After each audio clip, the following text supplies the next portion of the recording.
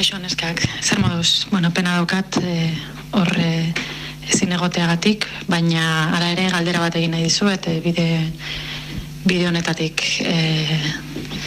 Jakin nahiko nuke zuek zeuen esperientziatik somatu ote duzuen gauzteko bera egin duten, edo ez, azken esan dezagun 10 urtetan, ez? Feminismoaren azken bolada honekin, ea gauzak hobetzen ari diren zeuen esperientziatik. Ea mezu optimista bat bidali dezakegun, edo ez. Horixe. Bueno, hortze Kati Izagirre idazlearen aletxoa, azkenengo hamarkadan edo feminismoak ere eragin duen eraldaketa horretan, ea baiko horre egoteko arrazoiak ditugun.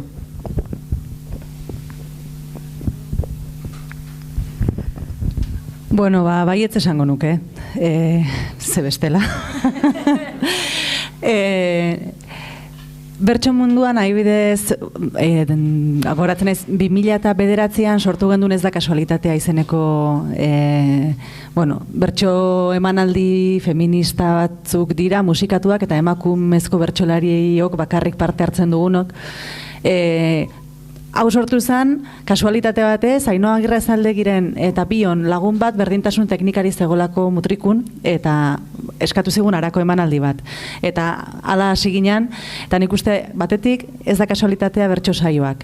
Bestetik, alduntze bertso eskola sortu izana, hau da, hilero elkartzen gera gaur egun 30 bat emakumezko, 24 emakumezko bertsolari eta 7 emakumezko gai jartzaile elkarrekin kantatzeko, pentsatzeko, gaietan arakatzeko eta elkar ezagutzeko balio izan digute bi gune eta une hoiek. Eta netzako izan da oso importantea, artikulazio politiko batera iritsi geralako, eta, ulertzera baita ere nola historikoki elkarren ordezkoak izan geran saiotan, oso gutxi beti ginen saioko neska, orduan sistematikoki kompetentzia baita ere eta ez ezagunak elkarrentzat, horrek ezigula bat ere laguntzen elkarrengan sinisten eta gure diferentziak irakurtzen begirada feminista batetik. Baizik askoz gehiago kompetentziatik, meritokraziatik eta pentsamentu lehiakor eta liberal batetik, ez? Badakoa dalako bizi geran sistema eta bertsolaritza ez da libratzen.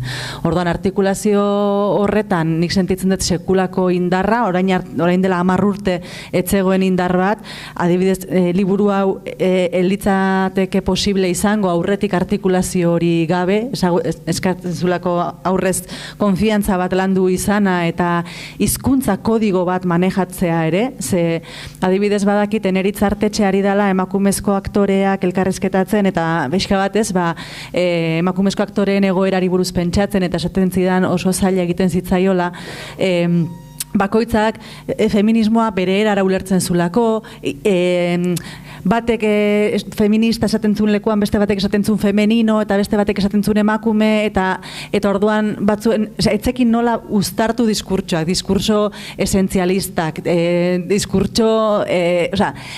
orduan nola iritsi aspaldi Estitxo Izagirrek berak deitu zion emakumera batua izeneko zerbait horretara. Elkar ulertzeko desadostasunekin jakinaz eztabaidatu egin behar dugu eta gatazkak eduki behar ditugu, baina ulertzeko zertaz ari geran. Bestela bat ari da emakume izatearen grazia divinoaz eta bestea ari da momentu baten, gizarte batean jasaten dugun zapalkuntzaz, horren historiaz, estrategia desberdinak egon daitezkez.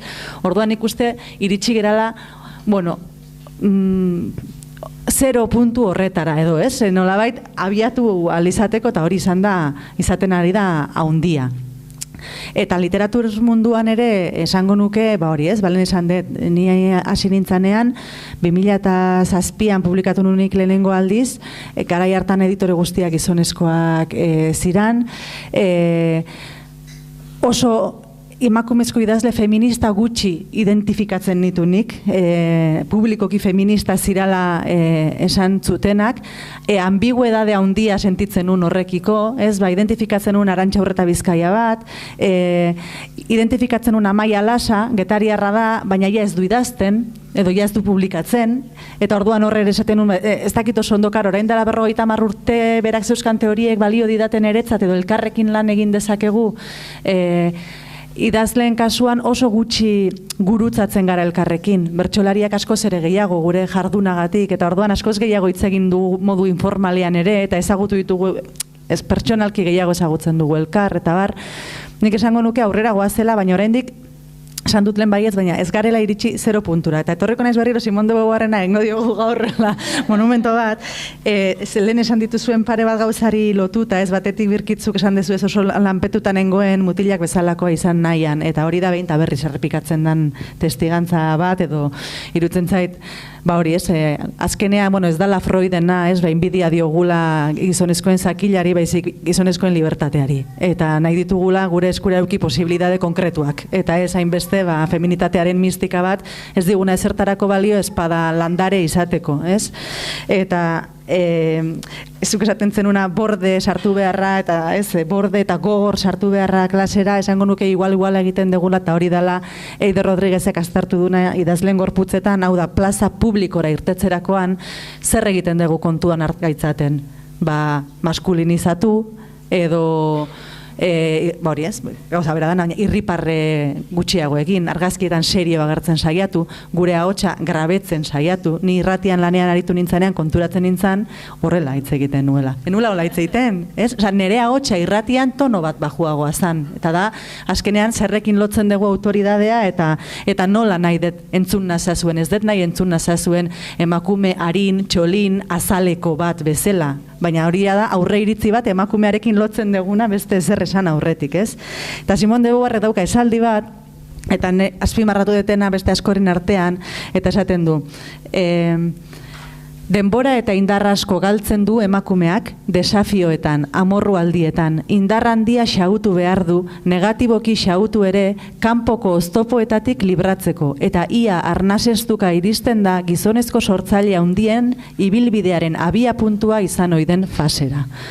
Orduan, lehen esan duguna gun, eta hitz egiten, kezkatzen, idazten, azaltzen, terapia egiten ari geran bitartean, gizonak, orain dela 15 urte, gure adinarekin konparatuta, edo 20 urte, ja ari ziran sortzen, hontaz guztiaz pentsatu beharrik izanik gabe, eta kontzentratuta beraien ibilbide profesional artistiko horretan, eta gintza horrek dauzkan berezko gatazketan, musikak dauzkan berezko korapiloetan, literaturak dauzkan berezko gakoetan, ez hori askatu nahian, eta ez hainbeste gizarteak lotu gaitun, eta ez, lotzen gaitun, eta desberdinkeriak lotzen gaitun soka horietatik askatu nahian, hasteko benetan egin nahi duzuna egiten. Nik ere mezu positiboa ebango dut, nik uste dut baietz. Gauzeko bera egin dutela, arte munduan nik uste dut nabarmenki egin dutela obera gauzek, ze oso egoera txarrean zuden orain dela 20 urte, orain dela 10 urte ere, baina orain dela 20 urtekoa benetan terriblea da. Horren arira, adibide batzuk kontatzearren orain badira gure bikide ari direnak ikerketa egiten, berrikuspen feminista bat egiten ari dira euskal artearen historiaren gain. Bat egiten nahi da 1950 da. Horren artean egindako artelanen azterketa bat, baina baita ere historiografiaren azterketa bat, genero ikuspegi batetik, Anelekona da bere izena, eta berari da pixkat emakume artistak berreskuratzen, baina baita ere historia nola idatzi den ikusten eta berri ikusten, ez? Kideekin hitz egiten, beste arte historialari batzuekin, esaten nien, hau egingo dut esaten ziaten, ez dut tesia amaituko, ez dago emakume artistari daudela edo 5, ez dago gehiago. Badagoeneko daka, 50 izenen zerrenda bat, ez duena denborarik izango bere bizitza osoan sakonean ikertzeko, eta hori da 20 urtean, eta berak egin du lan urte terdi, esan nahi dut, luzeago lan eginda, izen gehiago atako zituen. Oberena da, emakume horietako askok, irabazi zituztela sariak, urtetan margotu zutela, 20 urtez pasazituzten margotzen egin zituzten erakusketak, momentu batean utzi zuten, batzuk amatasunagatik, beste batzuk nazkatu zirelako, beste batzuk hiltzirelako, adibidez Mari Paz Jimenezen kasua, dela artista bat bere garaian izugarri zauna izan zen, eta 75ean hiltzen, eta orduz geroztik ez dut esango aztua izan dela, baina bai oso baztertuta, ez? Eta desagertu dira. Inork ez du berari buruz hitz egin, baina ez da bakarrik desagertu direla publiko orokorrarentzako, desagertu dira guretzako. Ni arte historialaria naiz, ikuspegi feminista batetik ikertzen dut, eta zerrenda hoietatik ezagutzen dituen 5 o 6 izen, beste guztiak ez dituen inoiz entzun. Orduan, nik pentsatzen nuen, nik ez baitut ezagutzen naizela pixkat honetan dabilena, zeinek ezagutzen ditu emakume hauek, eta zergatik ahaztu ditugu, ez? Orduan, artearen historiaren egoera hori izan, baina ez bakarrik 70 arte, ze beste lankide bat, garazian saida berdina egiten 80. hamarkadako emakumeekin, eta goera berdin-berdina da. Eta ari gara ere bai erakusketa bat prestatzen Santelmorako gonbiatzen zaituzet guztiak, irekiko dena urrengo azaroaren bukaeran, eta hango da irekita urrengo urtean. Eta hor, Gipuzkoako emakume artistak pixka berreskuratzen eta erakusten. Ni ari naiz 80ko emakume artistak bilatzen, eta 80ean lanean aritzen ziren emakumeak, ni hasi nintzen ikasten 2000 urtean, esan nahi dut dizela artistak ari zirenak gutxi gora bera aktiboki, edo ni ikasten hasi nintzenean, urte batzuk lehenago sariak eta irabazitakoak ez ditut ezagutzen. Orduan, egoera zentzu horretan oso latza izan da, eta oso latza da, eta ikerketa pila bat dago egiteko. Baina, alde ona da, eta hemen dator mezu positiboa, alde batetik. Uste dudala, aldatzen ari dela emakumeen urrengo belaunaldientzat, badirela emakume gazte nahikotxo gaur egun arte munduan sartu direnak eta ari direnak lan egiten gustora. Hor nire galdera izango litzateke, baina hori da galdera pixkat handia, zenbatenaino nahi dugun arte sistema hori bermatu, ikuspegi feminista batetik ere bai esaten dut, ea helburua izan behar duen sistema horretan sartzea edo sistema horri kritika eta alternatiba batzuk bilatzea, bertsolarismoan bilatuen bezala. Eta, baina egia da, aldutela artista izan, dela gauza bat, beste askok ezin izan dutena. Eta gero beste alde batetik ere ikerketa zabaltzen ari delako. Orain esan ditudan bi lankide hauek, beraien doktoretza tesia bukatzen ari dira, nik tesia egiten nuen bitartean, Maite Garbaiok bere tesia egin zuen, argitaratu zuen liburu bat oso ederra, ditzen dena Cuerpos que aparecen, gazteleraz dago, 70ko performance artisten inguruan. Ari dira ikerketa, esanet, mundu mailan existitzen ziren ikerketak, baina gero eta gehiago dira gai hauetan interesa daukatenak Euskal Herrian sakonki lantzen ari direnak eta aurrera pauso badago. Hala ere, niri gauza batek bai ematen didala beldurra dela batzuetan badirudiala adibidez gure artea sariak azkeneko urteetan denak emakumezkoei eman zaie. Eta niri ondo iruditzen zait, asko pozten nau, eta artista osonak dira, eta zoragarri. Baina, badago nolabaiteko paritatearen iruzurra. Badirudi orain, azkeneko 5 urteetan emakumeek sariak lortu dituztelako, edo erakusketa potolo pare bat izan dituztelako, ez direla horren beste izan, zenbaketan begiratzen baldin baditugu, baina dena egina dagoela, ez? Eta horren adibide zehatz bat kontatuko dizuet, behin enkargatu ziaten, egiteko, Eusko Jaurlaritzak egin zituen galdeketa batzuk eta jaso zituen datu batzuk, emakumeen erakusketak, emakumeak museoetan zenbat erakusten zuten, bildumetan zenbat sartzen ziren, holako datuak bildu zituen eta pasazizkian eta eskatu zian artikulu bat egiteko. Orduan, ikusi nuena datu horietan, zan, emakume arte ederretako ikasleak, 60 eta 70 artean dira emakumeak.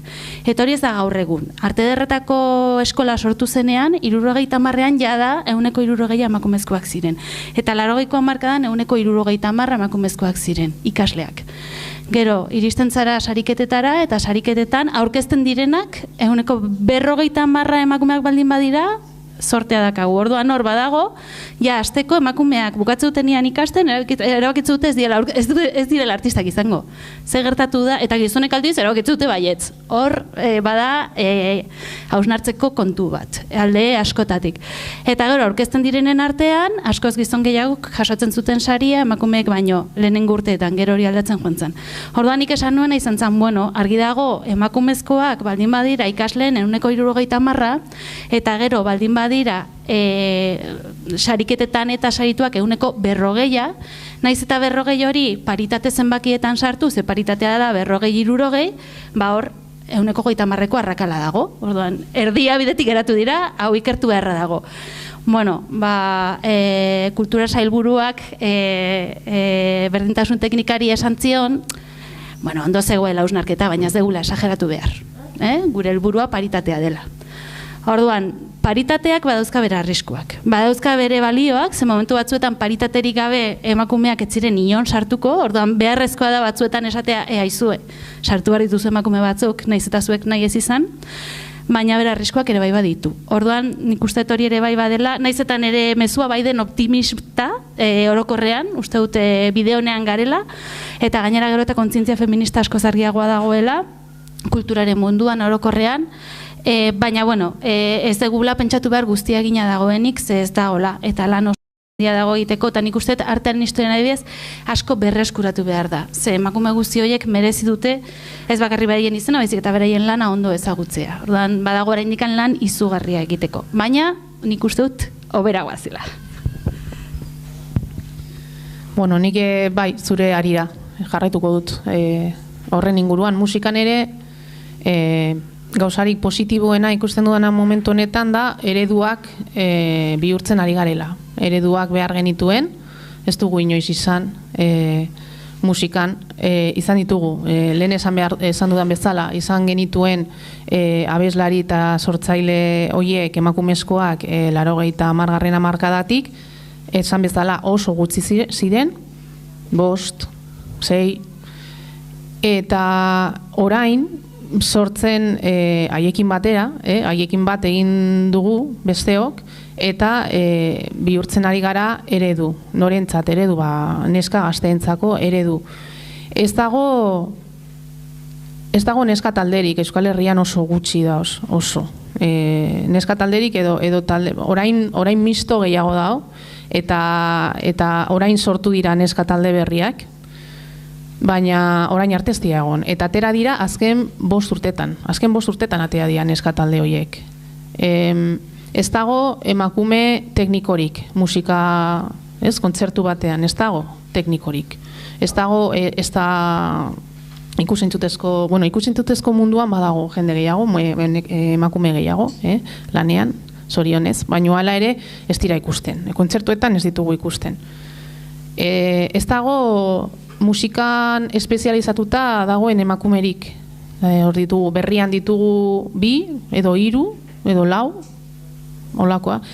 Irratira jo dute askok, zorionez, irratian baditugu, emakumeak musikaren inguruan hizketan, baina prentza idatzian ez dago apenas. Badokaktarian ditugu kolaboratzaileak, emakumezkoak, baina gutxi, oso gutxi. Ez dago amarik musikan, egon dira, bueno, nik hori esan bezala, ama izan nintzen, orain dela 9 urte, eta nik eneukan eredurik, nola egingo dut hau. Nik ez dut musika utzi nahi, baina utzi behar dut, ama izan nahi dut, bai? Eta nola egingo dut hau. Orduan nire eredua zan Zaloa, Urain, Kokeineko abeslaria, eta Mursego, Maite Mursego. Eneukan beste eredurik, nola egingo dut hau, bai? Orduan, ni pentsatzen dut, orain, azken hamarkada esan duzu, ni pentsatzen dut gehien bat izan dela 5, izan diela azken 5 urteak. Bapatean agertu garela, hor, idazleak ere, eta bertsolariak, noski bertsolari neska gazte askoz gehiago dago orain, agertu garela hor, eta hor gaudela eredu, ez? Eta positiboena iruditzen zait momentu honetan. Sortzen ari garela urrengo belaunaldietarako eredu bat hor. Ondo gaizki ez dakit, baino behintzat zerbaiti eusteko euskarria, ez? Ze guk ez genituen ezan. Eta hori, azken 10 urteetan edo 20 urteetan ez ditugu izan. Eta bestetik zerbait, bueno, galdu egin naiz, nik ez dut apuntatu. Zerbait aipatu zur eta garraituen. Baina, bueno, gutxi gora bera hori da, ereduak behar ditugula eta eta azkenik hasi garela, eredu bihurtzen. Eta, bueno, bai, aipatu nuen, nahi nuen. Aurreko igandean, elkartu ginen Gernikan 100 musikari, emakume musikari, 96, baina etortzekoak ginen 100 da piku, azkenean ezin izan zuten batzuk. Eta gure sorpresako konturatu ginen, egun ginela, ez? Ezken eukan ideiarik ere, egun emakume ari ginela, egun edo gehiago, ari ginela musika egiten. Eta han entzun nuen gauza bat, hori, zuk esandakoaren ari da, musika eskola, kontserbatorioak, gehiengoak emakumeak dira ikasten dutenak. Txirula, bibolina, gitarra, pianoa, bai? Danean, bai, hori da. Baina gero, hori da, ez dute sortu talderik, ez dute bakarkako ibildireik, bueno, taldea ja ez dute are gutxiago bakarkako ibilbidea, ez dia usartu, ez? Beitu, hogeita bat urte dauzkat, eta grabatuko du disko bat, eta teako naiz, ez? Eta orain ezagutu nituen Gernikan pare batzuk, pare bat, eta hori oso gaztetxua, eta neure hemen dago nire proposamena, eta hemen dago, ez? Edo punk taldeak, perlatak, maite bindu nintzen haiekin, punk taldeak, ez? Atea dia, horra, eta ez diatera nahi, hori da politena, ez diela atera, hemen gaude, eta neska talde bagara, ez. Hori, komentatu didate. Elkartu gara, zaletasunagatik. Batean konturatu ginen, kontzertu berdinetara joaten ginela, punka maite genuela, eta erabaki genuen, eta hola elkartzen ziren gizonak, ez? Elkartzen dira gizonak, ez? Ezagutzen dugu elkar eta elkartzen gara. Eta politena hori iruditu zait, ez dutela borontatez egin, venga, guazen neska talde bat egitera, hala. Ez, horrela sortu zela. Eta hori izan, ikasle gehienak, kulturan eta musikan eta emakumezkoak dira, baina gero, hor zerbait gertatu da, ez garela ausartu, eta berdin pizatzen dute teknikariei gertatuko zaila. Nik bat edo bi ezagutzen ditut, baina izu, eta diskoak ekoizteko. Ez dut bat ere ezagutzen, egongo da baten bat.